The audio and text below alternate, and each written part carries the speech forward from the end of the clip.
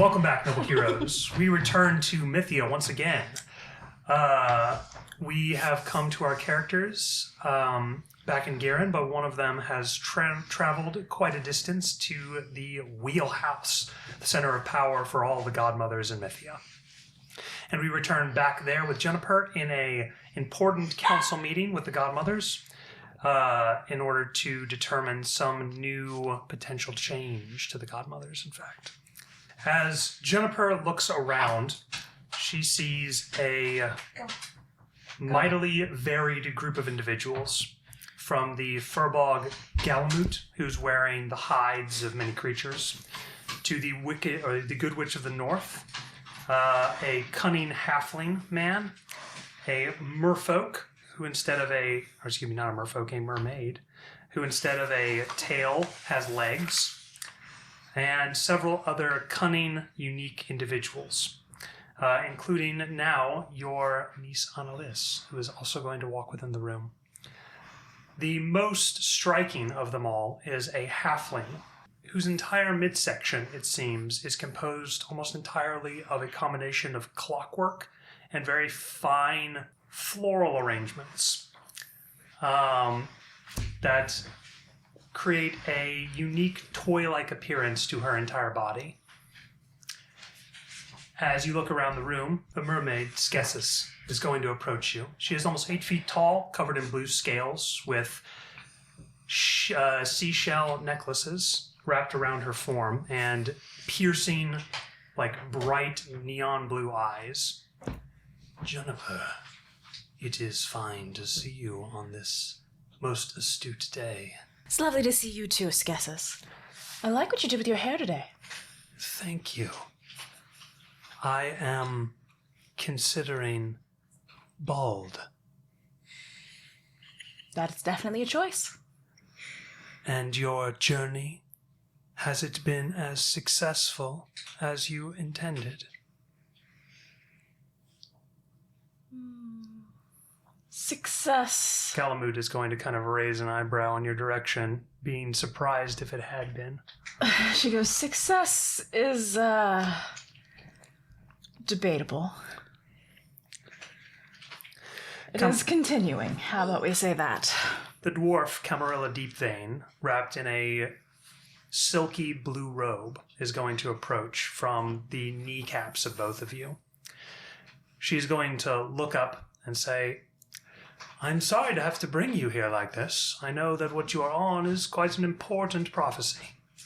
Well, you happened to catch me whilst in Garen, so not difficult. She says, have you been forewarned? Only that there is a tie. Very well. Then I imagine that we shall discuss it in more depth here, she says. I imagine that would be good. Annalise is going to sit down, and she will ring her bell for readiness. And you will see Galamut sort of lean forward and ring his own bell for readiness as well. Skessis is going to look over the two of you.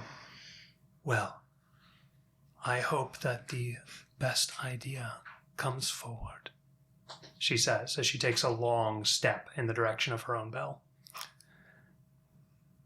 When everybody seems to be at the ready, Annalise is going to stand. We, here in the council, have an issue. Hang on. There's something that happens every time council is opened. You said there were bells. You weren't, did I hear that correctly? Yes.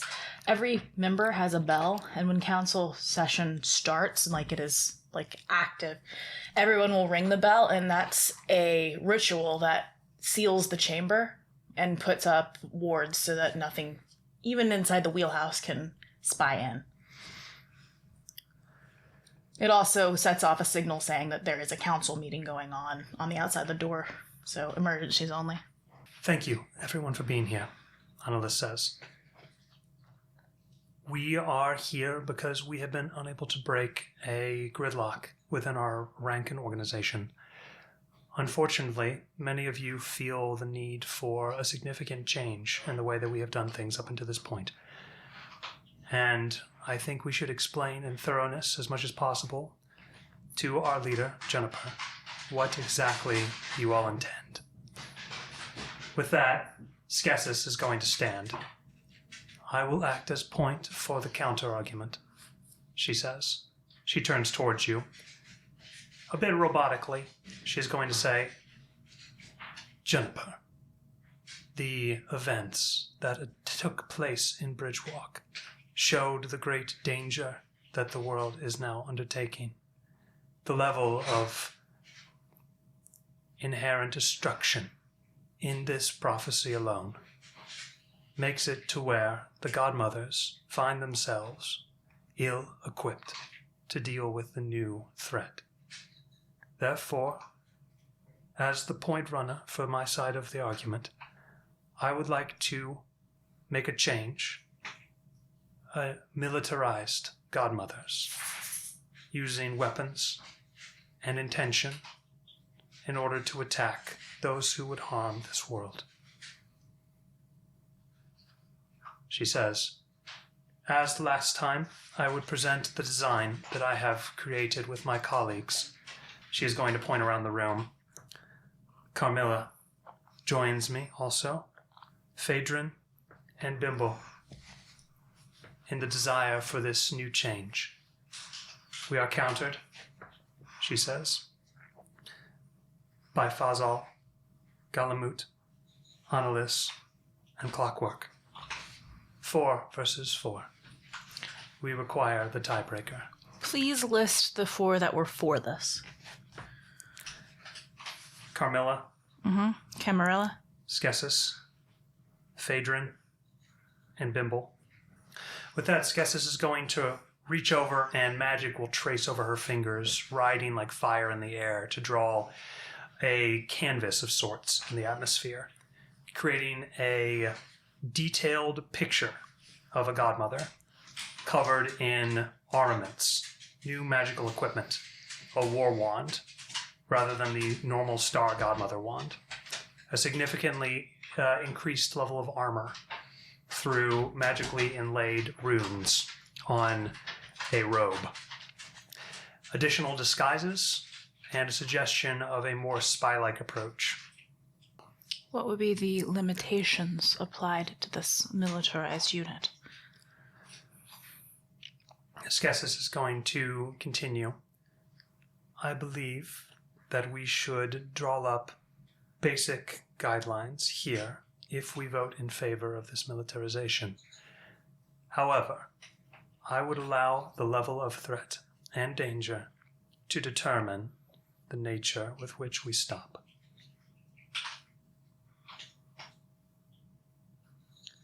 At the moment, we are recommending overt withdrawal from the ranks of dealing with the hero class. We have found so far that fate, it seems, is growing unreliable.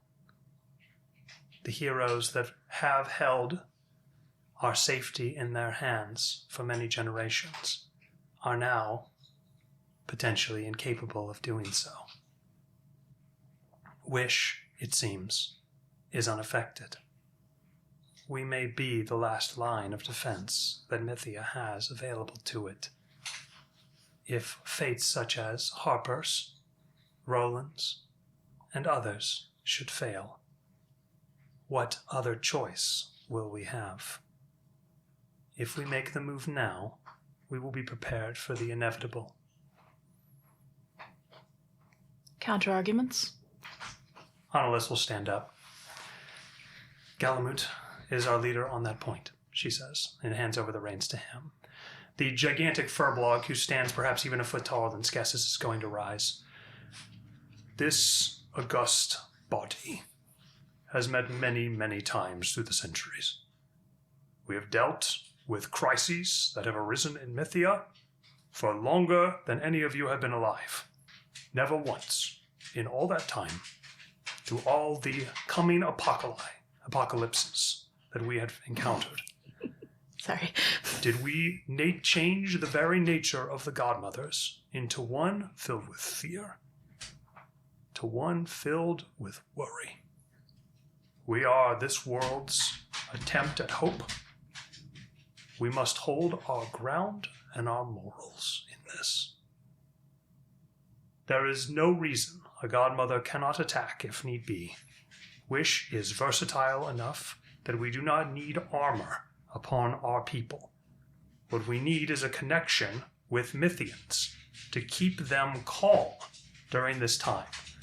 Riots and havoc will do more damage than any monster or Satan's hand member.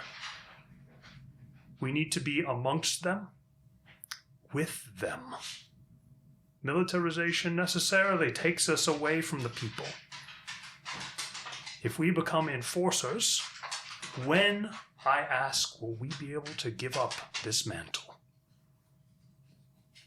Should we? And if we become the world's police force, what of sovereign nations? What laws do we have, and which laws bind us then? These are questions we simply cannot answer without allowing everybody to know our new intentions. And I guarantee you, they will not be so pleased with our new direction. Calamute says, I know that the idea of a change in our lifetimes can be exciting. Thrilling, perhaps, that we would need more than any before us. Our need would be greater. But I assure you it is not. You were not here when the Taras came. You were not here at the fall of civilization. Only one of us was. And I believe that we are in good hands with her decision on this matter. He says, looking over and giving you a firm nod. Let us look to the oldest and wisest among us to remember who we are. June's eyes will go to every council member in turn. She waits to see everyone's vocal input before she will speak. You will see Bimble across the table. You sense that he has a bit of chagrin for his part in this. He's going to look over and give you a sort of tough nod, as though he made this choice out of desperation. You see, however, that Skessis is hard in her decision, that she clearly believes this is the correct path forward. Annalise looks shaken by this rift. Galamut resolute. Clockwork is nervous. Her hands tick at a complicated puzzle before her. Phaedron looks contemplative. You think that she probably put a great deal of time into this, the thought of it, and chose not to speak to you about it while you were in Garen. And Carmilla is likely influenced by her own nation. She has long sought for Pendulum to be more active on the world stage, and this may be influencing her choice here to make the Godmothers more active on the world stage. Finally, Lanaya of the Illyrian Cog. She looks like she's not paying too much attention at the moment, but you know that she is. She has likely given great contemplation to what is before you now, this choice. She's going to look over towards you and give a nod, as though whichever way you choose, that's where the wind blows.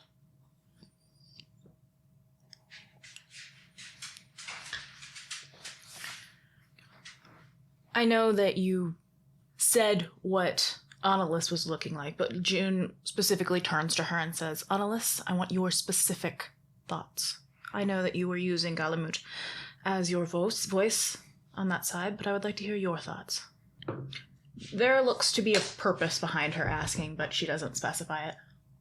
I think, she says, slowly rising, that the answer to this question is going to lie in how dangerous you believe what we face is. And as such, I believe that only you have the personal experience at the moment to make this choice.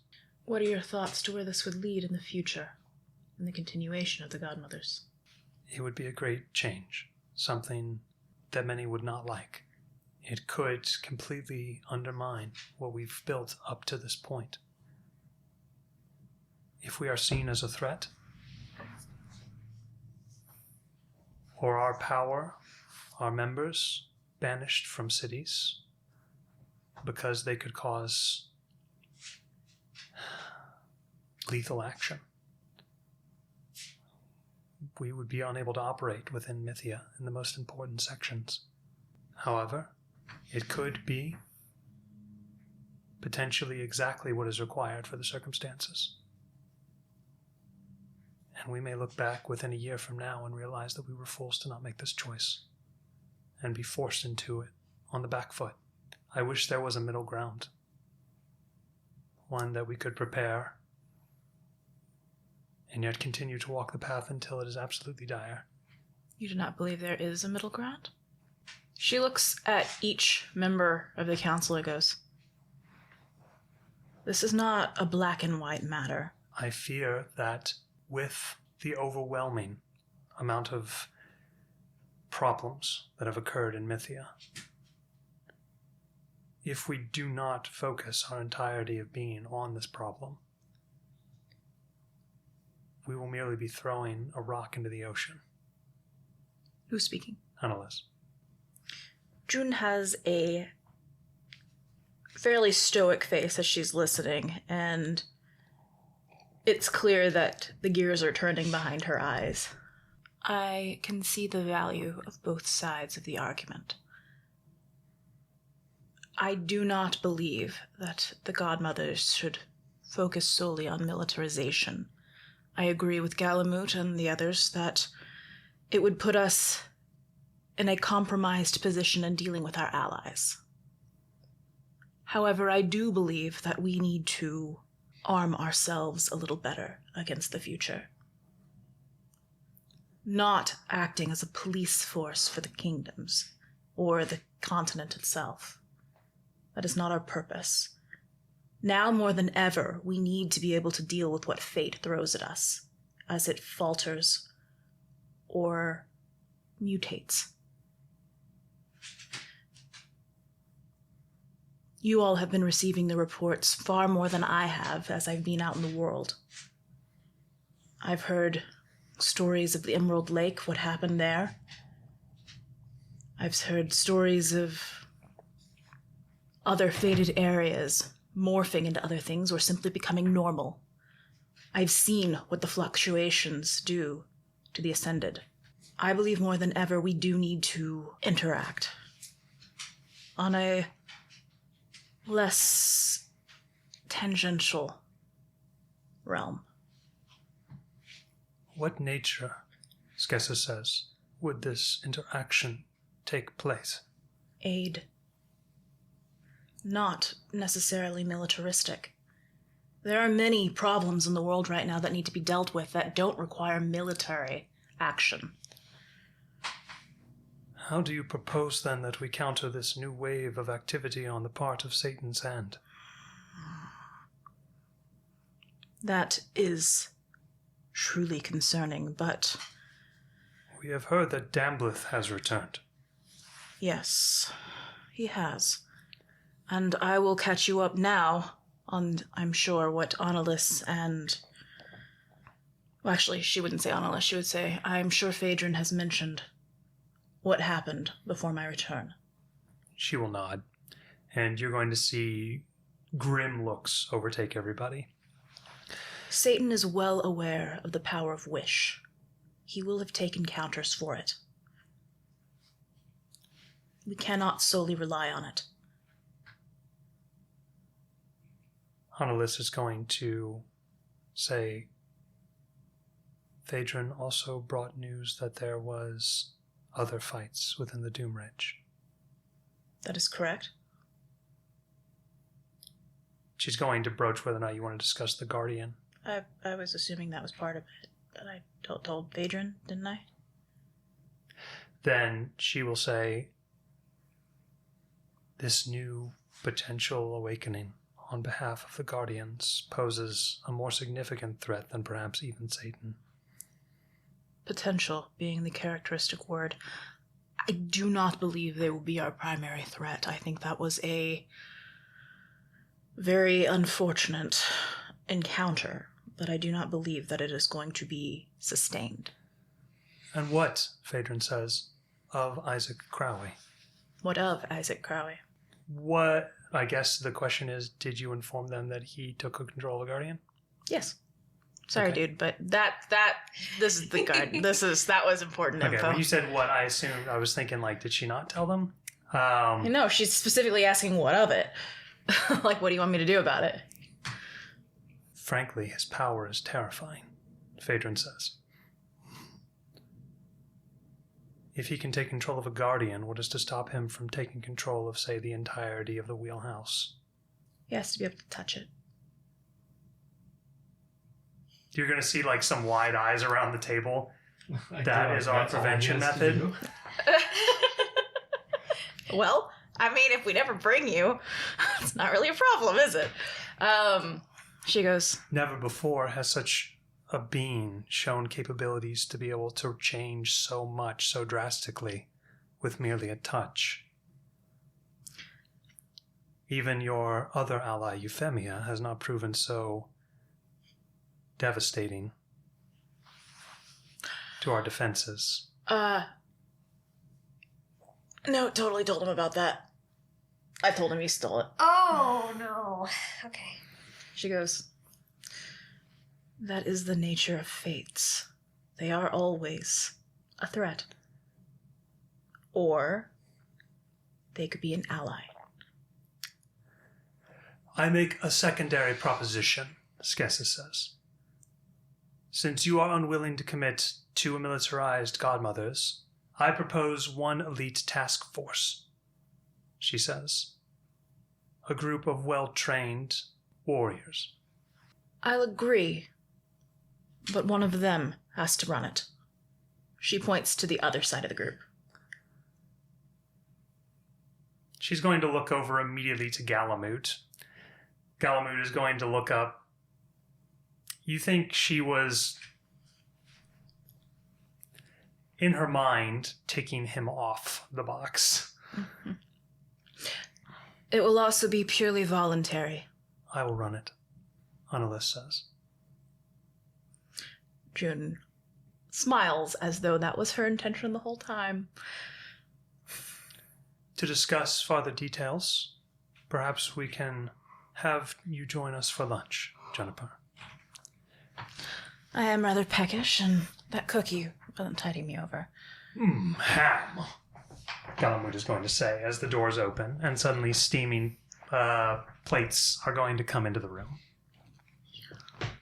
There's one particular plate that's like filled with marshmallows and cookies and brownies and a bunch of goofy things that probably should never be eaten if you don't want diabetes, but that's her specific plate. Annalise is given a salad. Mm-hmm. June wrinkles her nose at the fish that was given to somebody else. Isaac, you are within the Garen library now. With your edict, you will easily convince the unawares librarian that you have been sent on an important mission to gather relevant data from the restricted wing of the library. As you head into this place, it is like a separated, caged-off area, requiring special keys in order to enter. As you step in, the 3 taps, 2 feet, 1 staff, are going to bang loudly on the marble floor beneath your feet. You look up and see strange books here. And apparently, you're only looking for a few. As you begin to glide along, you will see unusual, darker titles 10 uses for a corpse. You've read that one. Yep. As you pass into the very back, there is a section of hand-bound journals that you look at.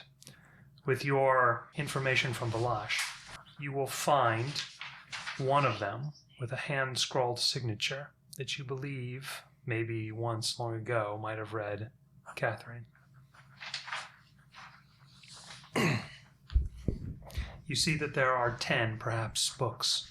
I was about to ask, how many? Isaac will pick up each one in sequence and kind of look at the first and last entries and see when do the entries start and then how late do they go through the books. As you look through the first page, you are going to gain a very small fraction of a picture of an astute student. By the final page, that student seems to be practicing with a blade. The next one, apparently a coming to faith story, which ends with her joining the Paladin Order. The next one, a rise through military ranks and putting down a rival in a rather impressive show of martial attributes. As you go forward, you gain a picture of an ambitious, zealous woman, one who is patriotic and certainly of her time. She enjoys the benefits of the Age of Magic, where Garen possessed innumerable magical items that could aid life and make it significantly easier. Apparently, magic carpets were a big deal back then, and people used them all over the place. And she has one. Think of like Harry Potter with his invisible cloak, always getting into trouble. The next one that you find continues the story into the Paladin Order and her ranking up through the journals, finding victories on the battlefield against many foes. Satan's Hand doesn't seem to be one of them. However, it appears as though monsters were a big deal back then, and zombies and other dangerous monsters from necromancers were apparently common. Paladins were used all over the world, and she was sent far and wide. Finally, you've gotten the picture, and begin to do a little bit more skimming. As you let the words wash over you, you're going to turn the page and suddenly stop. Your eyes, unbeknownst to you, are going to change into pyramids, your pupils dilating in a unique way as you see the runes of Galthathix on this page, written in red in the margins.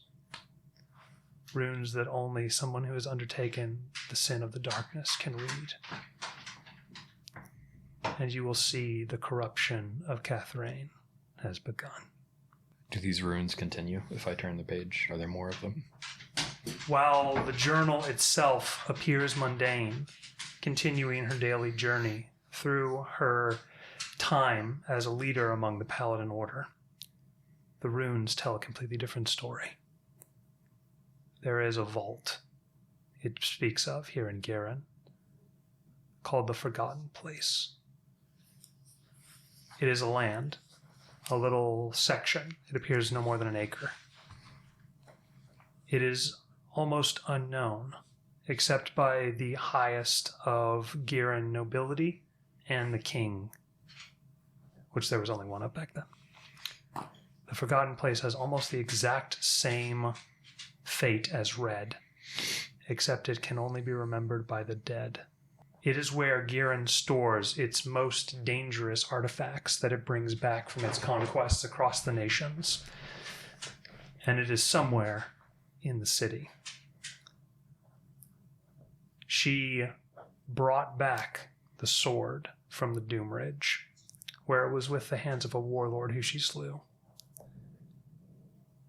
She placed it in the vault, and though she forgot its location, it called to her again. The runes depict an obsession with the blade, that she continues to return, and it whispers to her, telling her its secrets. she continues to return more and more and tells others of the secrets that she finds, corrupting them as well. Over a time of years, the entire Paladin Order is corrupted, and she undertakes the sin of the father, becoming the first Death Knight. Or she becomes the second Death Knight, really, after Alton. However, the runes depict a suspicion of Maldev Hawkholme. The cleric leader, opposite herself and equally as powerful, seems suspicious of Cathraine, and one night, in the very back of the last journal, depicts the final battle between the two. The runes tell that she was followed to the resting place, the forgotten place, She entered, and it reads this: Forthwith was I into the place of forgetting, and so too was I followed. Maldev Hawkholme, lady light of the clerical order, who believes herself brighter than the sun, doth follow me. I shall show her what she does not know within the depths. As I pass into the lightless world down the stairs that were broken long ago, I sit now on the roots of the sapbriar trees that break through the ceiling of soil. The brightness she carries hurts my eyes, and I grow angry as I hear her follow, asking my whereabouts. I reach the cellar where I first laid Tear. She is dark, razor, and cunning. She whispers to me of my worth as always. I rip her from the root, in which I plunged her blade, and black sap runs from the briar root. All the trees, all connected, are now gone. So it is to be bled by Tear. I swerve upon foe and drive her back, though her magic burns me. They will lock me away for my crimes, never see me as worthy of their cares. They will never understand. She fumbles, caught unaware by my assault, and I destroy her staff of gold. It is a precious item which Tear rends asunder. Soon she will be rent as well. I drive forward, but she fumbles in the dark, grasping amid the horde of forgotten things. She grasps what I now believe to be a moment of fate. She raises up Alton's staff. The mad song was spoken to me of by Tear. They were once allies in the cause, and now both weapons are turned upon each other. I drive heedless into my own folly. Tear strikes, but the staff rebounds its blade as if nothing ever has. It is Tear herself who bleeds. A shard of her blade enters the staff and never returns. The recoil blasts both combatants back, but I survive and she does not. Now I go to destroy her order. If I should fail, read this journal, believer. Carry out the deeds of which I have failed, and remember how they shall hate us, only because we know the truth of this world. The strong and cunning survive, and the weak suffer and die.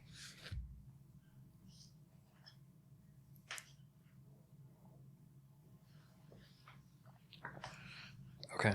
Isaac, with one hand, kind of like snaps that book shut and puts it back up onto the shelf. As you look down, your eyes trail to the middle of Alton. There, in the center of the staff, you've often put your fingernail into a small slit cut in the edge of it. A nice place to hold. You often thumb it as you walk, sitting between the great nuts that hold on its surface the skulls of Alton Matsong. You cannot see within that darkened crevice, but now it seems there might be a piece of the sword. Tear's fate is to destroy anything it touches. If it was unable to destroy the staff, then the staff is something more than you could possibly imagine. Something beyond fate.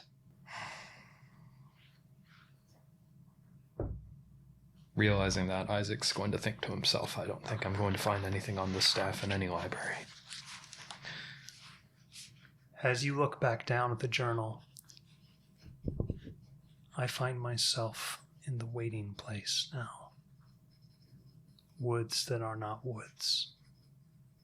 I listen and heed. Does Isaac hear that in his head? No, it was the last of the runes of Galphylix, Okay. scratched into the back cover. That sounds an awful lot like the place he visits in his dreams. He's going to see if he can consciously tap into that. You don't know how you would do that. Yeah. You always have gone there when you're asleep. All right. He'll make his way out of the library. I think he's found what he needed.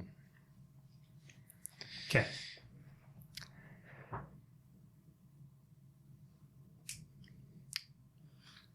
Juniper, you return back to Garen to find that the city, it seems, is on a rather large hunt for you.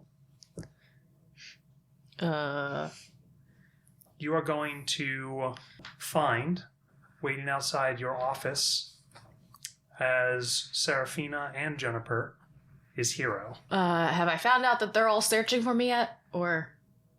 As you come in, there's like 8 notes that you're being searched for on your desk. Like both desks, both people. Huh. Hero, what are you doing here? What can I do for you? Hey, I was hoping you knew where Red was. I got called by him. How does it work to remember Red? You only know that there is a person named Red. He shows you a note. I have no idea. Yeah, how are we supposed to do this when he doesn't tell us where to go? What was the... She takes the note. What does it say? It says, Does it mention her at least? nasty plans afoot. Everybody meet up. Team go.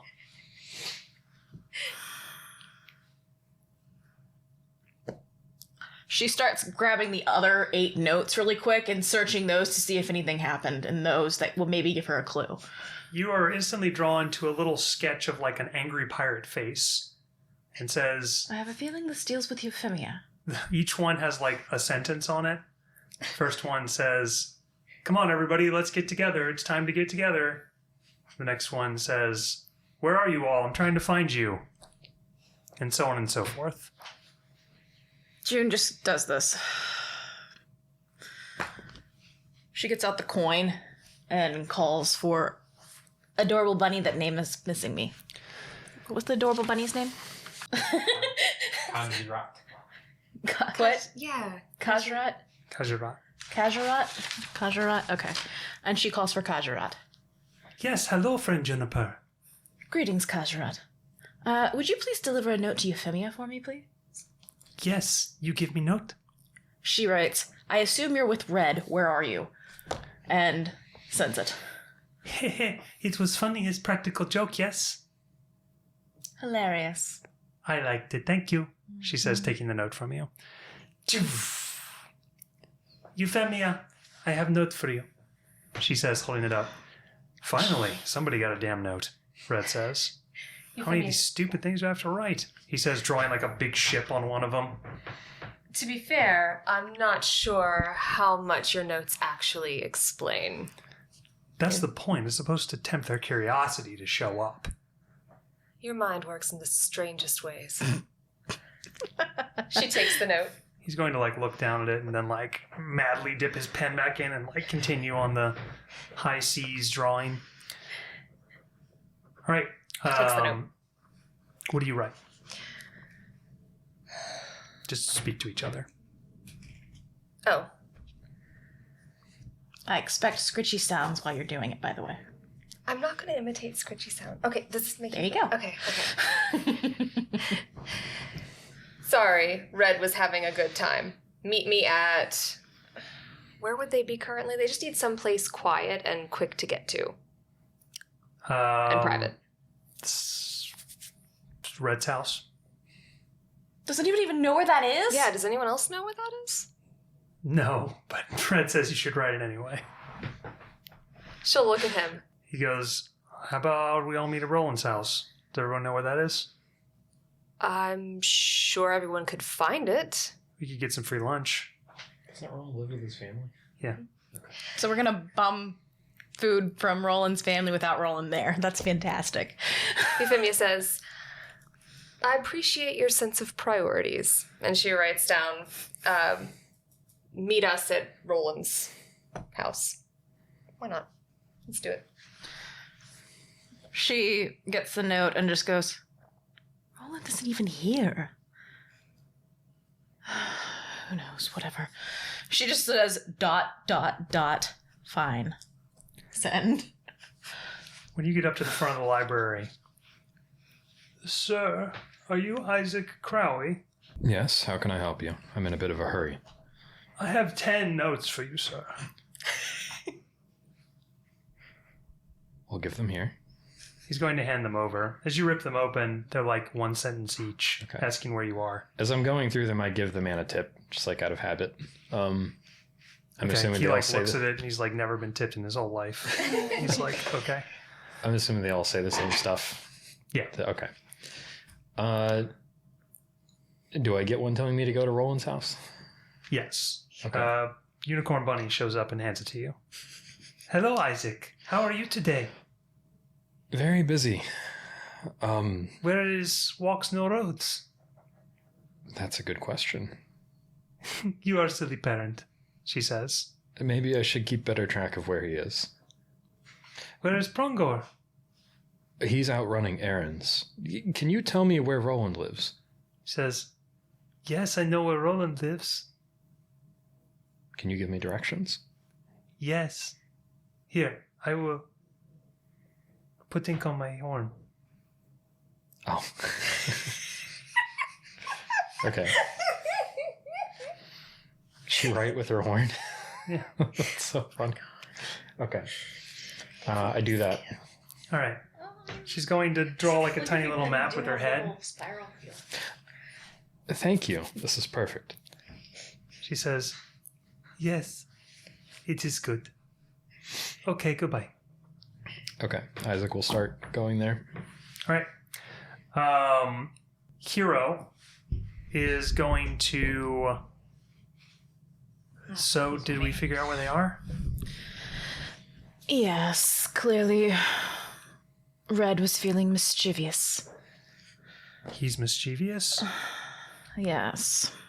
Oh, that sounds fun. I only just remembered. I'm sure I'll forget soon. She does not look like she thinks it's fun. She goes, we're meeting at Roland's house, shall we? Yeah. Hey, Jennifer. I was gonna ask you... She gives him her full attention. A lot about prophecy, right? You could say that. Do you have any inkling from your experience maybe why I was part of the prophecy? No. However, you were included for a reason. We'll find it out when that time happens.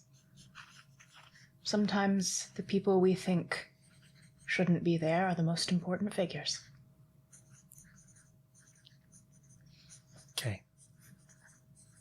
Have you been worrying about this? More like casually considering it. And what are your thoughts? I don't know. I can't quite figure it out. I wouldn't stress about it too much. I guess I'm not really stressed about that. It's, my family's getting together pretty soon. And I was hoping to have maybe a day or so to just be with them, you know, before we go off again. Assuming nothing dramatic happens, I don't see why that would be a problem. I guess that was the problem, because I had to assume that nothing dramatic was going to happen, you know? That's fair.